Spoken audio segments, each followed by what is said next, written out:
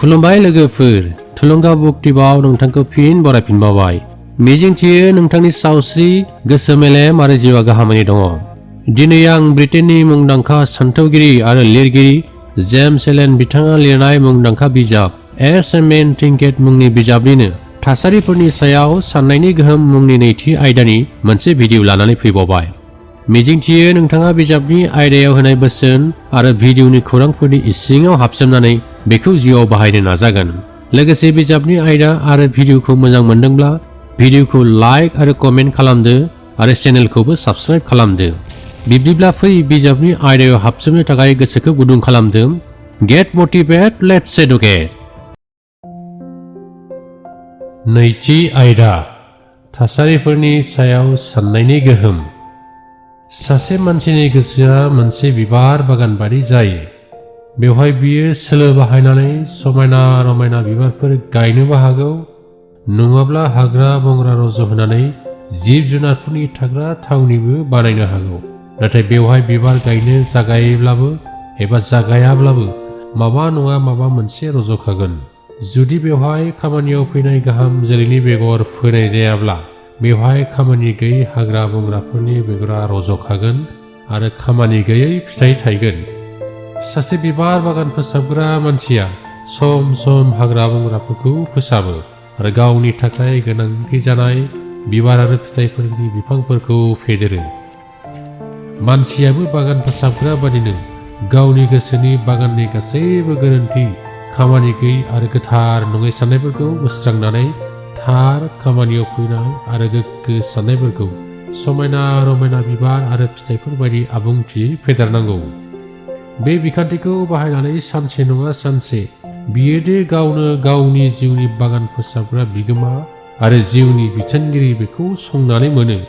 बियो गावनि इसिंनि साननायनि नेमखान्थिफोरखौबो बुजिनो हायो आरो साननायनि गोहोआ गोरोन्थि गैयाजासे बांनायाव गोसोनि गुदि मुवाफोरा माबायदि आखल आखु, थासारि आरो खाफालखौ दैदेनो बेखौबो मोनथिनो हायो। साननाय आरो आखल आखुआ मोनसेयानो, अदेबानि साननाया आखलखौ दैदेनो। मानोना हालोद आरो थासारिफोरनिफ्रायसो आखल आखुआ दाजायो।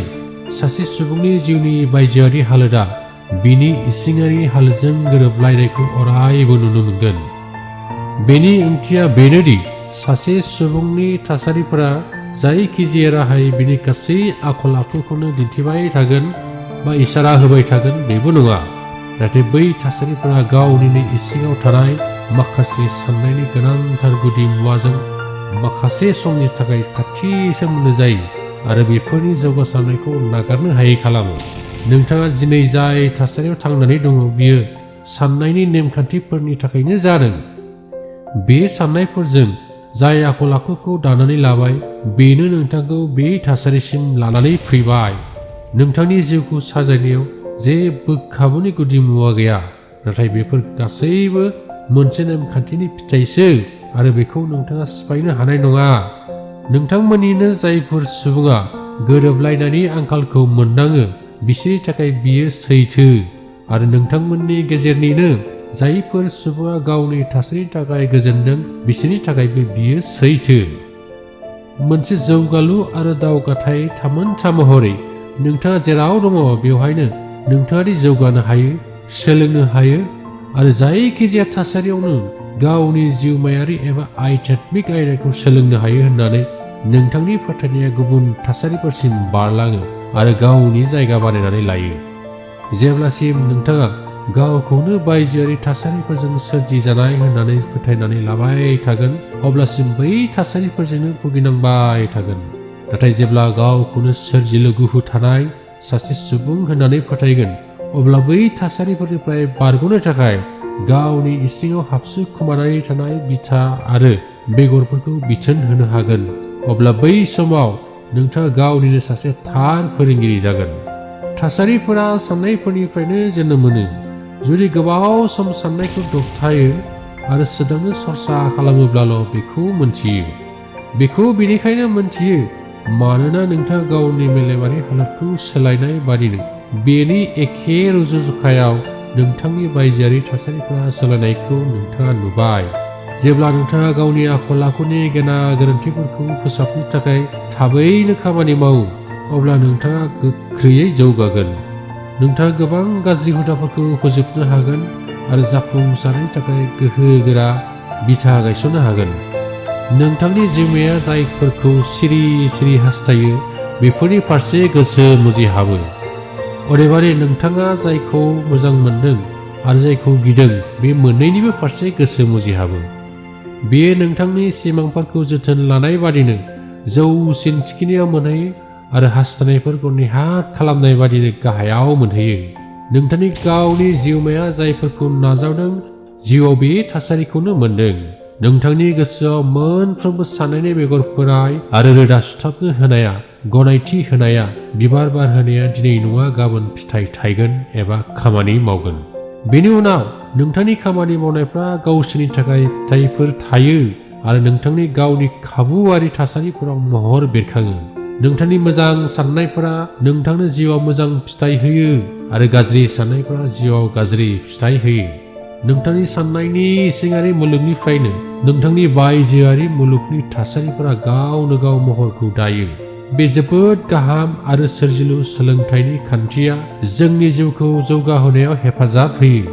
बे मोननै गोजोनथाव आरो गोजोनथाव नङै बायजोआरि हालोदफोरानो सुबुंनि जोबथा मोजां खालामग्रा गुदिमुवाफोर। नोंथाङा गावनो गायनाय एबा फोनाय आबादनि फिथाइ खाग्रा महरै दुखु, खस्थ' आरो सुखु गोजोन मोननैनिबो सोलोंथाइ मोनो। नोंथाङा फेलें जानाय, सानबोलावरि आरो आन्दायनानै ओरैनो बेरायथिंनायखौ सायख'यो, नङाबा गोख्रों आरो गोजौ साननायनि राजा लामायाव दावबायनायखौ सायख'यो। नोंथांनि जोबोद इसिंनि हास्थायनाय, साननाय आरो गोजौ मिजिंफोरखौ उनसं, अब्लानो नोंथाङा थांखि लानाय बादिनो बबे मोनसे गेदेमा एबा संसारारि रोंमोन्दांथिफोरा नोंथांनि साननायफोरखौ दबथायोब्ला जोबथारनायाव नोंथांनि बायजोआरि थासारिफोराव बेफोरनि जाफुंसारनायखौ मोननो हागोन, बेखौ संनानै दिहुननो हागोन। जौगाथाय आरो गोरोबलायनाय नेमखान्थिफोरखौ जेरावबो मोनो। गोसो मुजिहाबनायनि नेमखान्थि आरो फाहामफिननायनि नेमखान्थिया जेरावबो बाहायजायो। नोंथाङा गोरिब नखरनिफ्राय फैनाय नङा एबा बराद आरो थासारिनि अनागारि खुंथायजोंबो जोबथेजानाय नङा, नाथाय नेहाथ साननाय आरो गाहाय थाखोनि हास्थायनायफोरजोंसो जोबथेजानाय। गोथार गोसोनि सासे मानसिया जायखिजाया एसेल' बायजोआरि नारसिनथायजोंनो हरखाबै दाय गोनां खामानि एबा पापनि खामानि मावा। अदेबानि दाय गोनां इनाय साननाय एबा पापनि सोमोन्दै साननायखौ गोरबोआव सिरि सिरियै थुलुंगा होनायजों फिनानै दोनबाय थानायनिफ्रायसो पापनि खामानि मावो आरो खाबु मोननानै बियो गावनि बुथुमनाय गोहोखौ दिन्थियो। थासारिखौ नोंथाङा दायाखै, नोंथाङानो गावनि थाखाय बेखौ सोरजिनानै लादों। बेबायदि जेबो हालोदफोरा नोंथांखौ पाप खामानि मावनो गाहायाव थांहोआ आरो नोंथाङा पापआव भुगिनायफोरा पापी जानो खर' गंग्लायनायनि अनगायै जेबो नङा। अदेबानि नोंथांखौ धोरोमारिजों मोजां आखु दानायावबो गोजौ फारसे लांनाय नङा। नोंथांनि धोरोमारि आदर्शखौ अराय सम जौगाहोबाय थानायनि अनगायै गोथार गोजोननायखौ मोननो हाया। बेनिखायनो नोंथाङानो गावनि साननायनि भगबान आरो बिगोमा। नोंथाङानो गावनि थासारिनि महर दागिरि आरो लिरगिरि। जुदिअबाबो जिउमाया जोनोमजों फैफायो आरो मोनफ्रोमबो आगानजों बेनि संसारारि गोथार थावनियाव दावबायनायाव हालोदफोरनि गोरोबलायनायखौ गोसो बोगथाबनायफोरा गावनो गाव नुजाथियो आरो गावनिनो गोथारथि एबा गोथारथि नङै आरो गावनि गोहो एबा लोरबांथिखौ बेरखांहोयो। नोंथाङा जायखौ लुबैदों बेनि फारसे गोसो बोगथाबा, नाथाय जायखौ गोसोआव सानदों बेनि फारसेसो गोसो बोगथाबो। नोंथांनि जाथावै साननायफोर, नोंथांनि साननो हानाय गोहोफोर आरो गोजौ मिजिंफोरा मोनफ्रोमबो आगानाव हेंथा मोननो हागौ, नाथाय नोंथांनि जोबोद इसिंनि साननाय आरो हास्थायनायफोरा गावसोरनिनो आदार दौजानायजों गुबुंले एबा गोग्गो जायो। जोंनि जोबनायखौ इसोरा महर होयो होननाय बाथ्राया जोंनिनो बेलायाव जायो। मानसिया गावनो गाव गोसोनि जिनज्रिजोंल' खाथाबनानै दोनजानाय। नोंथांनि साननाय आरो खामानि मावनायफ्रा नोंथांनिनो खाफालखौ जोबथेग्रा जेलार बायदि खामानि मावो। जेब्ला नोंथांनि साननायफोरा दानख'थाय आरो गिख' जायो, अब्ला साननायफोरा नोंथांखौ जोबथेनानै दोनो। अदेबानि नोंथांनि साननाय आरो खामानिफ्रा उदांस्रिनि मोदायजोफोरबो जायो। साननायफोरा गोग्गो आरो साहसि जायोब्ला बेफोरो नोंथांखौ उदां खालामो। नोंथाङा मा लुबैदों आरो मा मोननो आरज गाबदों बेखौ मोननो हाया, नाथाय नोंथाङा थार रोखोमै माखौ आरजिदों बेखौसो मोनो।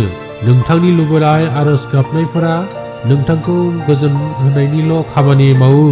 अदेबानि नोंथांनि साननाय आरो खामानिफोरजों गोरोबलायोब्लासो बेनिफ्राय फिननाय मोनो। बे सैथोनि सोराङाव होमब्लालाय थासारिफोरनि हेंथायै जुजिनायनि ओंथिया मा? बेनि ओंथिया बेनोदि जेराव गासैबो समावनो थासारिनि जाहोनखौ बियो गावनि गोरबोआव फिसिनानै गेदेर गोलाव खालामगासिनो दङ आरो संरैखा होगासिनो दङ, बेवहाय सासे मानसिया जेबो गोहोम गैयालासेनो गावनि गोसोजों सोरजिजानाय थासारिफोरनि हेंथायै जुजिगासिनो दङ। बै इसिङारि जाहोना नोंथांनि मोनसे सांग्रां फाफ एबा मोनसे खाव सांग्रां लोरबांथिनिफ्राय जोनोम जानो हागौ। जायखियानो जाया मानो, बै इसिङारि जाहोना थारैनो नोंथाङा मोननो लुबैनाय बायजोआरि जाफुंसारनायखौ मोनफुंनायनि खाबुफोरखौ फोजोबस्राङो। नोंथांनि साननायनि गाज्रि हुदाखौ फोजोबनानै बेनि जायगायाव साबसिन साननायखौ जायगा होफिननो हायागौमानि बियो थार फोरमान होबाय थागोन। मानसिफोरा गावसोरनि थासारिफोरखौ सोलायनो थाखाय सिन्था खालामनानै हांखुर जायो, नाथाय गावनि गोसो गोरबो आरो जिउमाखौ सोलायनो थाखाय एसेबो गोसो खालामा। बिसोर बायदि सुबुंफोरनि मादाव नोंथाङाबो सासे। जुदि बेबायदि खालामोब्ला नोंथाङा थासारिफोरजों जोबथे जागोन। जेब्ला नोंथाङा गावनो गोसो जानानै गावखौ दबथायो आरो गावखौ बावसोमोब्लासो नोंथांनि गोसो गोरबोआ थियै फज'नाय जायखिजाया मुवाखौ मोनफुंनो हागोन। बियो संसारारि आरो सोरगोआरि सैथो। जुदिअबाबो नोंथांनि मोनसेल' मुवाया दोहोन मोननो हागोन होनोब्ला नोंथांनि मुवाखौ मोनफुंनायनि सिगां गावारि गेदेमा बावसोमनायफोरखौ थाग थियारि खालामथारनांगोन। बेबायदि जेसेबांनो बावसोमगोन एसेबांनो नोंथाङा मोनसे गोख्रों आरो मोजां रोखोमै थियारि खालामनाय जिउखौ मोनदांनो हागोन। नोंथाङा सासे खाफाल मोनदा निखावरि महरै थांनानै दङ। जुदिअबाबो नोंथाङा गासैबो समावनो गावनि खामानियाव खारथिङो, गावनि सोरगिदिं सिमानि थासारिफोर आरो न'खरखौ फोसाबनो थाखाय जोबोद सिन्था खालामो, नाथाय नोंथांनो खामानि होग्रानो बेथना थोजासे नङैखौ थार फोरमान खालामनो थाखाय थगाय थसि खालामो। बेबादिब्ला नोंथाङा थार जौगानायनि गुदि बिथानि बैफोर खान्थिफोरनि गोरलैसिन गुदि मोन्थोरफोरखौ बुजिनो हायाखै आरो बियो नोंथांखौ खाफाल मोनदा जानायनिफ्राय सिखांफिननायाव आबुं रोखोमै फिट नङैल' खालामाखै, नाथाय थारैनो गावखौनो दासिमबो खाफाल मोनदानि गोथौसिन खुलियाव हाबसोमना थानो गोसो बोगथाबगासिनो दङ आरो अलसिया, गोरोन्थि गोनां आरो गिनाय साननायजों खामानि मावगासिनो दङ। नोंथाङा सासे दोहोनि मानसि, थेवब्लाबो बांद्राय लुबैनायनि थाखायनो दुखु, खस्थ' आरो नाजाथाबनायनि बेरामाव भुगिदों।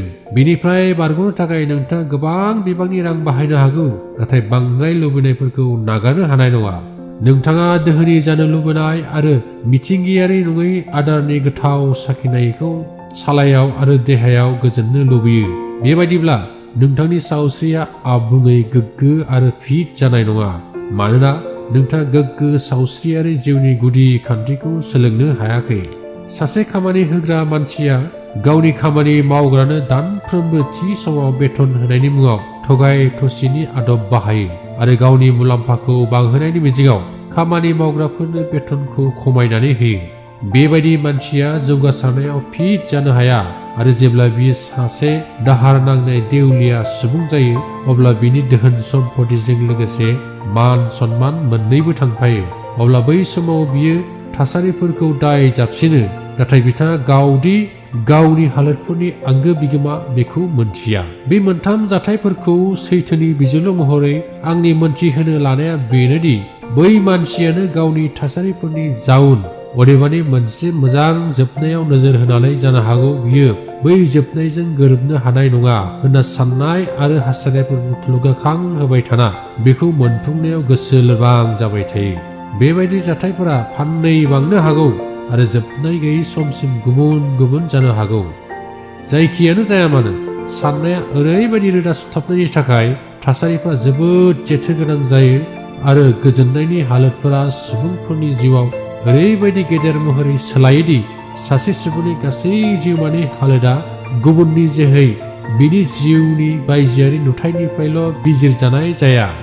जुदि बियो गरन्थ लायोब्ला गावनि गोसो आरो जिउआव साननायनि नेमखान्थिफोरनि खामानि मावनायखौ संनानै दिहुननो हायो आरो जेब्लासिम बेबायदि खालामनाय जाया अब्लासिम बायजोआरि तथ्य'ल' मोनसे जाहोननि बिथा महरै खामानि मावनो हानाय नङा। सासे मानसिया नंगुबै दिगफोराव सोद्रोम जानो हागौ, थेवबो निखावरि एबा दुखु खस्थ' मोननाङो। गुबुन फारसेथिंजाय सासे मानसिया नंगुबै दिगफोराव सोद्रोमथि नङै जानो हागौ, थेवबो बियो दोहोन एबा सुखु गोजोन मोनो। नाथाय बिनि फोजोबनायखौ सरासनस्रायै ओरैबायदि ओंथि बरनना लाबायदि सासे मानसिया गावनि जुनिया सोद्रोमथिजों फेलें जाबाय आरो गुबुन सासेया गावनि जुनिया सोद्रोमथि नङैजों जौगाबाय। बेयो मोनसे सा साज्रां थौले बिजिरनायनि फिथाइ, मानोना सोद्रोमथि नङै सुबुङा फ्राय जाख्लग्रा आरो सोद्रोमथि सुबुङा गासैबो जिउआव धोरोमारि होननानै हमनानै लानो हायो। मोनसे गोथौसिन गियाननि सोरां आरो गेदेमा रोंमोन्दांथियाव बेबायदि बिजिरनायखौ गोरोन्थि होननानै बुंनो हायो। सोद्रोमथि नङै मानसिया खायसे बाखनायजाथाव सोद्रोमथि गुन थानो हागौ, नाथाय बैफोर गुबुननियाव थायाबो जानो हागौ। सोद्रोमथि गुन गोनां मानसियाबो खायसे मुगैथाव अगेन एबा दाय एबा पापफोर थानो हागौ आरो बैफोर गुबुननियाव गैयाबो जानो हागौ। सोद्रोमथि गुननि मानसिया गावनि सोद्रोम साननाय आरो खामानि मावनायनि मोजां फिथाइ खानो मोनो। बियो गाज्रि खामानि एबा पापखौ सोरजिनायनि थाखाय भुगिनायखौबो गावनो गाव लानानै फैयो। सोद्रोमथि गुन गैयै मानसियाबो बेबायदि गावनिनो भुगिनाय आरो गोजोनखौ बुथुमनानै लायो। जों जोंनि मोजां गुननि थाखायनो भुगिनाङो होनना जोंनि सुबुं माहारिया ओंथि गैयै फोथायनानै देरगानाय मोननो हागौ। जिखियानो जादोला, जोंनि जिउमानिफ्राय मोनफ्रोमबो गोखा आरो गोथारथि नङै साननायखौ फोजोबागौमानि नोंथाङा थारैनो गाज्रि गुनफोरनि सोलायै मोजां गुनफोरनि थाखायसो भुगिनाङो होननानै फोथायनानै थाबाय थागोन। गोबाव समनि सिगांनो नोंथाङा बै जौसिन थाखोनि आबुंथिखौ मोनहैबाय जानांगौ। नोंथांनि गोसो आरो जिउआव गेदेमा नेमखान्थिया खामानि मावगासिनो थानायखौ दिहुननो हाबाय जानांगौ। बे गेदेमा नेमखान्थिया थारैनो सैथो। बियो मोजांनि थाखाय मोजां आरो गाज्रिनि थाखाय गाज्रि लानानै होफैफिनो। नोंथांनि आगुनि अगियान आरो खाना जिउखौ उनफिननानै नायहरफिनोब्लानो नोंथांनि जिउआ दाबो आरो आगुआवबो अरायबो बिथोन होनायल'मोन आरो नोंथांनि आगुनि गासै रोंमोन्दांथिफोरा मोजां आरो गाज्रिजों जौगानायमोन। थेवबो बेफोर जौगानायफ्रा गावखौ जौगाहोयैजों समान खामानि मावदोंमोन होननानै मोनथिगोन। मोजां साननाय आरो मोजां खामानिफ्रा माब्लाबाबो गाज्रि फिथाइफोर सोरजिया। बेबायदिनो गाज्रि साननाय आरो गाज्रि खामानि मावनायफोराबो माब्लाबाबो मोजां फिथाइफोर सोरजिया। बाथ्रायाव बुंनाय दं, जुखाम बेगरनिफ्राय गुबुन जेबो फिथाइ मोननो हाया आरो हाग्रानि बेगरनिफ्राय गुबुन जेबो फिथाइ मोननो हाया। मानसिया मिथिंगायारि मुलुगनि नेमखौ बुजि मोनो आरो बेनि बायदिनो खामानि मावो। नाथाय जुदिअबाबो नेमखान्थिनि खामानि मावफुंनाया गोरलै आरो रोखाब्लाबो मेलेमारि आरो खान्थियारिनि मुलुगाव एसेल' मानसिया बेखौ बुजि मोनो। मोजांनिफ्राय मोजां आरो गाज्रिनिफ्राय गाज्रि फिथाइ मोनफिननायनि नेमखान्थिखौ बुजि मोनैखायनो नोंथाङा बेखौ मदद होनाय नङा। गोरोन्थि साननायनि उन फिथाइजों भुगिनाया खायसे दिगाव अरायबो जाबाय थायो। नोंथांनि गावारिया गावजोंनो गोरोबलायनाय गैयै जानाय आरो नोंथांनि साननाया नोंथांनि थांना थानाय जिउनि नेमखान्थिजों गोरोबलायनायनि बायजोआव थानायनि बियो मोनसे इसारा। भुगिनांनायखौ जौसिनै बाहायनायानो जाबाय बेखौ सोदांनाय आरो गासैबो रोखोमनि खामानि गैयै आरो गोथारथि नङैफोरखौ सावनानै गारनाय। जायफोर गोथार मानसि बिसोरखौ भुगिनाया नागारो। सनाखौ अराव सावनानै गोथारथि नङैफोरखौ गारनायनि उनाव बेवहाय जेबो गाज्रि मुवा थानाय नङा। बेबायदिनो सासे आबुंथि गोथार आरो गियाननि सोरां मोननाय सुबुङा भुगिनो गोनां जानाय नङा। दुखु खस्थ'नि थासारिफोरजों मोगा मोगि जानांनाया नोंथांनि गावनिनो मेलेमारि गोरोबलायैनि फिथाइ। सुखु गोजोननि थासारिफोरजों मोगा मोगि जानांनाया नोंथांनि गावनिनो मेलेमारि गोरोबलायनायनि फिथाइ। सुखु गोजोननि जिउ मोननाया एग्रे बाग्रे बेसादारि एबा रां रुफाफोर थानायनि थाखाय जाया, नाथाय बियो थार साननायखौ जखा सुनो हानायनि थाखायसो जायो। खाफाल मोनदा जानाया एग्रे बाग्रे बेसादफोरनि आंखाल जानायनि थाखाय जाया, नाथाय बियो गोरोन्थि साननायखौ जखा सुनायनि थाखायसो जायो। नोंथाङा साव मोननाय आरो दोहोनि जानो हागौ, थेवब्लाबो नोंथाङा खाफाल गोनां आरो गोरिबबो जानो हागौ। दोहोनफोरखौ थार रोखोमै आरो बुद्धि बाहायनायफोरजोंल' खाफाल गोनां आरो दोहोनि जानायफोरा जयै लोगो लाफायो। जेब्ला नोंथाङा गावनि गोबांखौनो मोनसे जेंनानि महरै मान होनो नारसिननानै लायो, अब्ला नोंथाङा खाफाल मोन्दानि फारसे गाहायावल' थाङो। निखावरि आरो खाफाल गैजारोङै जानाया जोबोद दुखुथिया मोननै जिउ। बेफोर मोननैबो मिथिंगायारि नङै आरो मेलेमारि बेरामजों समान। जेब्लासिम नोंथाङा सासे गोजोन गोग्गो सावस्रि गोनां आरो जौगानाय जिउआव थांनानै थायो अब्लासिम बेबायदि अबस्थायावनो थानो गोनां जाया। गोजोन, सावस्रि गोनां आरो जौगानायफोरा नोंथांनि इसिङारि जिउ, बायजोआरि जिउ आरो सोरगिदिं सोरबिथिंफोरजों गोरोबलायनायनि मोनसे फिथाय। जेब्ला नोंथाङा खुद्रिनाय, दावराव-दावसि खालामनाय आरो सोंखारिनाय रायनायखौ नागारनो जागायगोन अब्लाल' गोहोगोरा जायो आरो हाबसु खोमानानै थानाय थार बिजिरनायखौ नागिरनो जागायनायाल' नोंथांनि जिउखौ दैदेननो हायो। नोंथाङा बे इसिङारि नेमखान्थिनि जाहोन आरो फिथाइजों गावनि गोसोखौ अरजाब होना लायो आरो नोंथांनि हालोदनि जाहोननि थाखाय गुबुनफोरखौ दाय होनायखौ नागारो। नोंथाङा गावखौनो गोख्रों आरो गोथार साननायजों दानानै लायो आरो थासारिफोरनि हेंथायै जोबब्राबनायखौ नागारो। नोंथाङा हालोदफोरखौ गावनि गोख्रैसिन जौगानायाव मददगिरि खालामनो जागायजेनो आरो गावनि हाबसु खोमानानै थानाय गोहोफोरखौ आरो नोंथांनिनो इसिङाव थानाय जानो हाथावनाफोरखौ मोनसे राहा लामा बादियै दिहुनना लानो जागायजेनो। बेयो नेमखान्थिसो, नाथाय गोनो गोथो खालामग्रा नङा। बेयो मुलुगमायाव खान्थिखौ दबथायबाय थायो। बेयो थार बिजिरनायसो, नाथाय इनाय नङा। बेयो जिउनि जिउमा आरो सार बाहागो एबा सम्पथिसो। बे सैथो एबा धोरोम, नाथाय जाख्लग्रा नङा। बे मुलुगनि जिउमायारि खुंथायनि महर दाग्रा आरो मुलुगमाखौ खारहोग्रा गोहो। जेब्ला नोंथाङा बेफोर नेमखान्थिफोरखौ उनसङो अब्ला मुलुगमायादि अराय सैथो बेखौ संनानै दिहुननायनि मोन्थायखौ नोंथाङाल' मोनो। गावखौ सैथोनि फारसे नारसोमनानै लानाय बादिनो बेसादफोरनि फारसे आरो गुबुन सुबुंफोरनि फारसे नोंथांनि साननायफोरा सोलायगोन। अदेबानि बेसाद आरो गुबुन सुबुंफोराबो नोंथांनि फारसे साननायखौ सोलायगोन। बे सैथोआ साफ्रोमबो मानसिनियाव थानायखौ फोरमान मोनो आरो बेनिखायनो फारिखान्थिजों गावखौ साननानै नायनाय आरो गावखौ बिजिरनायनि गेजेरजों बेनि नुजाथिनायखौ गोरलैयै बिजिरनो हायो। जेब्ला नोंथांनि साननायफोरखौ गुदिनिफ्राय सोलायो अब्ला बिनि गोख्रै महर सोलायनाया नोंथांनि जिउनि बेसादारि हालोदफोराव गोहोम गोग्लैनायखौ नुनानै गोमोहाबगोन। नोंथाङा साननायखौ सिरियै दोनखुमानो हायो होननानै सानबोलावरि साननो हागौ, नाथाय बेखौ दोनखुमानो हानाय जाया। साननाया गोख्रैयै हुदायाव रोखायै नुसारनाय महराव सोलायो आरो हुदाया थासारिनि गथा महर लायो। थार बाथ्रा साननाया थारैनो बेसादारि मुलुगनि बाथ्राखौ गुबुंसिन एबा रोजासिन महराव रोखायै नुसारनायाव सोलायो। बेवहाय बेबायदि साननायनि खायसे बिदिन्थिफोर दङ। लुबैसुला साननाया जौ फाग्लानि हुदा बादि जायो आरो देहायारि लुबैनायखौ गोजोन होग्रा हुदाया रोखायै नुसारनाय महराव सोलायो। उनाव बे हुदाफोरा हावरिया अबस्था आरो बेरामनि गथा महर लायो। गोथारथि नङै साननायफोरा लोरबां जायो आरो गोनो गोथोनि हुदाफोरा रोखायै नुसारनाय महराव सोलायो। उनाव बे हुदाफोरानो फोजोबस्रांलु आरो उल्था थासारिनि गथा महर लायो। गिनाय आरो थांखि लानो हायै साननायफोरा साहस गैयै आरो गिख' हुदाफोराव महर सोलायो। बे हुदाफ्रानो फेलें जानाय आरो निखावरिनि थासारियाव गथा महर लायो। लेहेम साननायफ्रा गाज्रि गुन, सोद्रोमथि नङै हुदाफोराव आरो गोथारथि नङै महराव सोलायो। उनाव बेफोर हुदाफोरा थगायसुला आरो फोथाय खेबस'यैनि थासारिफोराव गथा महर लायो। मुगैलु आरो गुबुनखौ दाय जाबसिननाय साननायफोरा निमाहा बिनाय आरो हिंसा खालामनायनि हुदाफोराव महर सोलायो।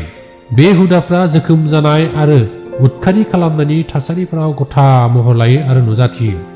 गावखौल' सानग्रा साननायफोरा गावनिखौल' सिगां नागिरग्रोग्रा गासैबो रोखोमनि हुदाफोराव महर सोलायो। बे गावखौल' सानग्रा हुदाफ्रा दुखु खस्थ' गोनां थासारिफोराव गथा महर लायो। गुबुन फारसेथिं समायना साननायफोरा गासैबो रोखोमनि मदद होग्रा आरो अनसुला आखुआव रोखायै महर सोलायो। बेबायदि हुदाफ्रा गोजोन आरो सोरांनि थासारिफोराव गथा महर लायो। गोथार साननायफोरा सहायनाय आरो गावखौ दबथायनायाव रोखायै महर सोलायो। बे हुदाफ्रा जिरायथावना, गोमजोर आरो गोजोन थासारिफोराव गथा महर लायो। साहस गोनां साननाय आरो थांखि लानायफोरा गोख्रों आरो थांखि लानो हानाय हुदाफोराव रोखायै महर सोलायो। उनाव बे हुदाफोरानो जाफुंसारनाय आरो उदांस्रि थासारिफोराव गथा महर लायो। गोहोगोरा साननायफोरा गोग्गोथि आरो दारिमिनारि हुदायाव रोखायै महर सोलायो। बे हुदाफोरा समायना आरो मोनफुंनायनि थासारियाव गथा महर लायो। सोद्रोम आरो निमाहा होनो हानाय साननायफोरा सोद्रोमथि आखुआव रोखायै महर सोलायो। उनाव बे हुदाफोरा रैखाथि गोनां थासारिफोराव गथा महर लायो। अनसुला साननायफोरा आंगोथि साननाय आरो उदार गोसोनि हुदायाव रोखायै महर सोलायो। बे हुदाफ्रा गोजोरथि जौगासारनाय आरो थार दोहोनि जानायनि थासारियाव गथा महर लायो।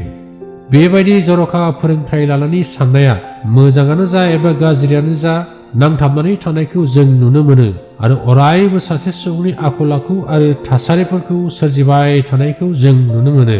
नोंथाङा थोंजोङै गावनि थासारिफोरखौ सायख'नो हायाबो जानो हागौ, नाथाय नोंथांनि साननायफोरखौ सायख'नो हायो आरो थेवब्लाबो बियो खेंसालियायै थारैनो नोंथांनि थासारिखौ महर होथारगोन।